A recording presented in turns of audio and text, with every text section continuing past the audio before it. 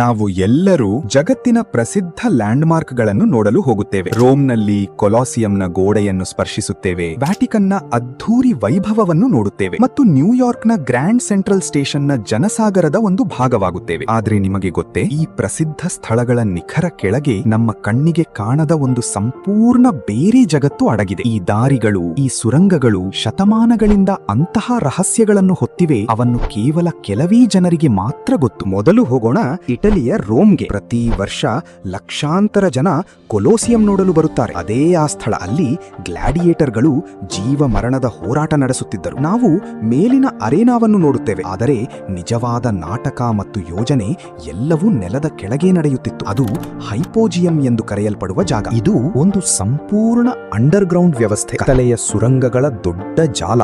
ಅಲ್ಲಿ ದರ್ಜನಕ್ಕೂ ಹೆಚ್ಚು ಲಿಫ್ಟುಗಳು ಮತ್ತು ಟ್ರ್ಯಾಪ್ ಡೋರ್ಗಳು ಇದ್ದವು. ಇಲ್ಲೇ ಗ್ಲಾಡಿಯೇಟರ್ಗಳು ತಮ್ಮ ಸರದಿಗಾಗಿ ಕತ್ತಲಿನಲ್ಲಿ ಕಾಯುತ್ತಿದ್ದರು. ಸಿಂಹಗಳು ಮತ್ತು ಇತರೆ ಕಾಡು ಪ್ರಾಣಿಗಳು ಪಿಂಜರಗಳಲ್ಲಿ ಬಂಧಿತರಾಗಿದ್ದವು.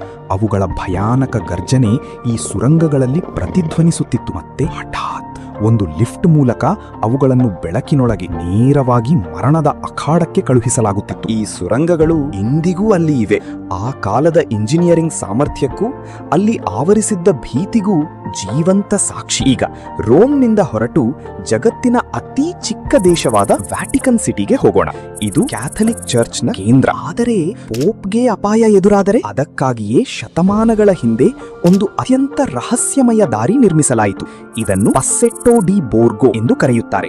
ದೂರದಿಂದ ನೋಡಿದರೆ ಇದು ವ್ಯಾಟಿಕನ್ ಅನ್ನು ಹತ್ತಿರದ ಕೋಟೆ ಕ್ಯಾಸ್ಟೆಲ್ ಸ್ಯಾಂಟಾಂಜೆಲೋಗೆ ಸಂಪರ್ಕಿಸುವ ಹಳೆಯ ಗೋಡೆಯಂತೆ ಕಾಣುತ್ತದೆ. ಆದರೆ ನಿಜವಾಗಿ ಆ ಗೋಡೆ ಒಳಗೆ ಖಾಲಿಯಾಗಿದೆ.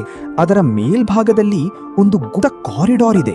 ಸುಮಾರು 800 ಮೀಟರ್ ಉದ್ದದ ಈ ದಾರಿ ಪೋಪ್ರ ಎಸ್ಕೇಪ್ ರೂಟ್. ಇತಿಹಾಸದಲ್ಲಿ ಇದನ್ನು ಹಲವಾರು ಬಾರಿ ಬಳಸಲಾಗಿದೆ. ಅದರಲ್ಲೂ ಅತ್ಯಂತ ಪ್ರಸಿದ್ಧ ಘಟನೆ 1527ರಲ್ಲಿ ನಡೆದದ್ದು. ಅಂದು ಶತ್ರು ಸೇನೆಗಳು ರೋಮ್ ಮೇಲೆ ದಾಳಿ ಮಾಡಿದಾಗ ಪೋಪ್ ಕ್ಲೆಮೆಂಟ್ 7 ಇದೇ ದಾರಿಯ ಮೂಲಕ ಓಡಿ ತನ್ನ ಪ್ರಾಣ ಉಳಿಸಿಕೊಂಡಿದ್ದರು. ಈ ದಾರಿ ಇಂದಿಗೂ ಅಸ್ತಿತ್ವದಲ್ಲಿದೆ. ಇದು ಏನು ತೋರಿಸುತ್ತದೆ ಅಂದ್ರೆ, ಎಷ್ಟೇ ಶಕ್ತಿಶಾಲಿಗಳಾದ್ರೂ ಕೆಲವೊಮ್ಮೆ ಅವರಿಗೆ ಕೂಡ ಒಂದು ರಹಸ್ಯ ದಾರಿ ಬೇಕಾಗುತ್ತದೆ. ಈಗ ಹಳೆಯ ಇತಿಹಾಸದಿಂದ ಹೊರಬಂದು ಆಧುನಿಕ ಕಾಲಕ್ಕೆ ಬರೋಣ. ನ್ಯೂಯಾರ್ಕ್ ಸಿಟಿಯ ಗ್ರ್ಯಾಂಡ್ ಸೆಂಟ್ರಲ್ ಟರ್ಮಿನಲ್.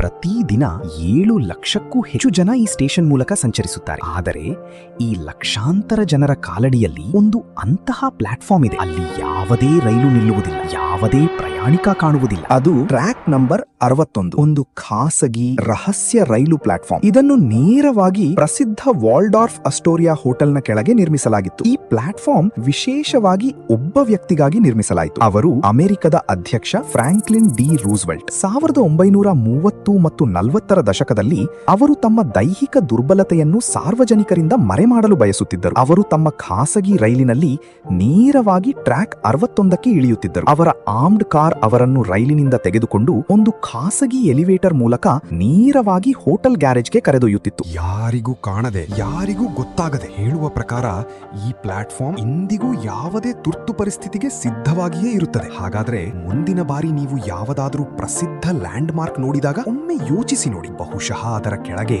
ಇತಿಹಾಸದ ಇನ್ನೂ ದೊಡ್ಡ ರಹಸ್ಯಗಳು ಮಲಗಿರಬಹುದು.